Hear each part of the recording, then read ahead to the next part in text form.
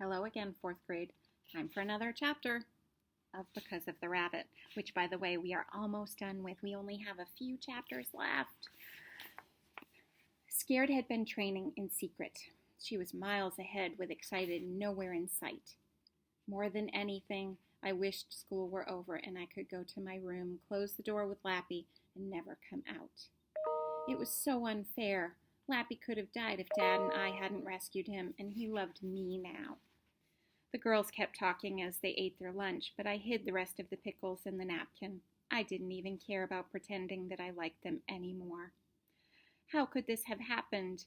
I'd pushed the worry that Lappy might belong to someone else far into the background, and the idea of coming home from school without Lappy there made me want to cry. Maybe the Abbotts hadn't loved him very much. Maybe they'd been so mean to him that he ran away.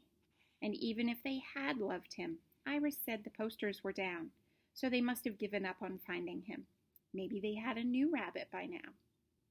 When lunch was finally over, I told Leah I'd catch up to them at recess and went into the girls' bathroom near my classroom to pull myself together. There were other girls' rooms in the school, but I just wanted something familiar, even if it was a longer walk.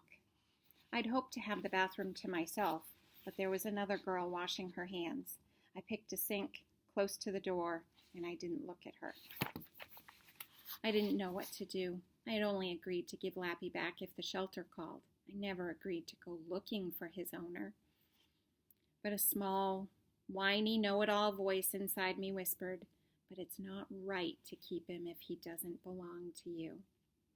Time for recess. In the mirror, I saw Jack in the doorway waiting for me. All I wanted was a moment to myself to figure out what to do, but there was nowhere to be by yourself at school, not even in the bathroom. "Not now," I snapped. "Can't you see I'm in the girls' room?" Hurt jumped into Jack's eyes. At once, I knew that I had made a mistake. I hadn't meant to yell. It just came out that way. As he turned and ran, all my worries exploded out of me. "Wait!" In the hallway, I saw Jack disappear into our classroom. We weren't supposed to be there at recess, but I didn't care. Even if I got in trouble, nothing could be worse than how I felt right now. When I stopped inside the classroom, it looked empty. Jack wouldn't climb out a window, would he? Then I saw his sneaker toe sticking out from under the big long table in front of Miss Hutton's fabulous fifth grader's bulletin board.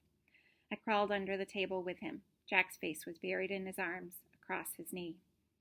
"I'm so sorry," I said. "I just needed to be alone for a minute." Jack didn't lift his head. We sat in silence, just the sound of the clock ticking and the muffled voices of kids going outside.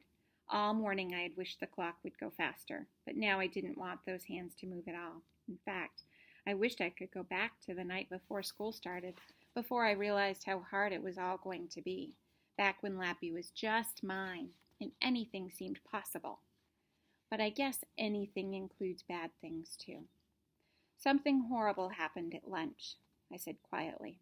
"But no matter how awful I feel, it wasn't right that I took it out on you." "It wasn't right," Jack echoed into his arms. I felt ashamed that I had yelled at him and hurt his feelings. Jack had sat with me when I didn't have anyone. He'd voted for my idea against Iris. I told him things I hadn't told anyone else, including one of Pepe's stories. And I'd rolled my eyes and yelled at him. So what if Jack wasn't exactly like everyone else? I wasn't either. If Pepe were here, I knew what story he would tell me. It had always been one of my favorites, but I understood it in a new way today. "Can I tell you a story?" I asked. "It's about the day Monsieur Lapin tried to be like Madame Sattel, the nuthatch." "Why?" Jack asked into his arms. "A nuthatch is a bird." I wasn't sure if the why part went with "Can I tell you a story?" or with Monsieur Lapin wanting to be a nuthatch, but I answered the last one. Because nuthatches can climb up and down tree trunks and peck out tasty bugs. Jack lifted his head. "Rabbits are herbivores." I nodded. "True, but Monsieur Lapin has rabbit magic, remember. Anything is possible." "Yes," Jack said slowly, not sounding completely convinced. I kept going anyway. "So it happened once that Monsieur Lapin decided that he'd climb a tree and get some tasty bugs to show off to Madame Sattel. that he could do anything that she could. Nuthatches can go down a tree trunk head first, Jack said. Only a few birds can do that. Really? That's another reason for Monsieur Lapin to be jealous, I replied. So he tried to climb the tree, but rabbit claws aren't made for climbing bark, and he got scared halfway up. When he tried to climb down, head first, he fell to the ground. I'd added that in just for Jack. Did he get a concussion? Jack asked.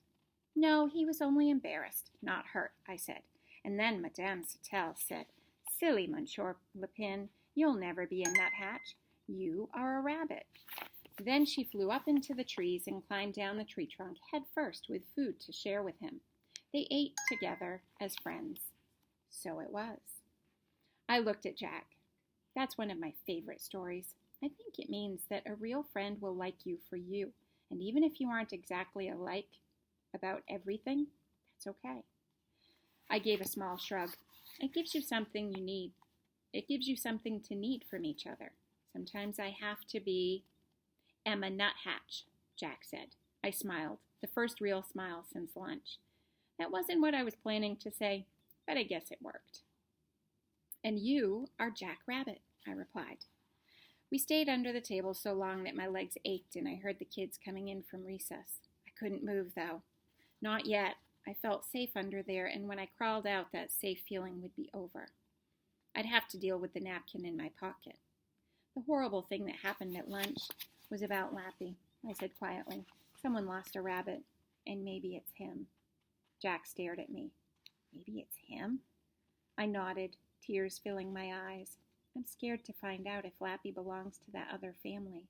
I have to call them, but I don't know what to say. Jack crawled out from under the table. Where was he going? Didn't he hear what I said? Now I was all alone.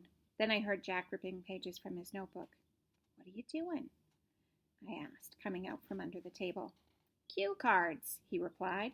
Jack handed me a pencil. As I wrote, my hand shook so hard it didn't even look like my handwriting. Hello, my name is Emma, and I found a rabbit. And that's the end of the chapter for today.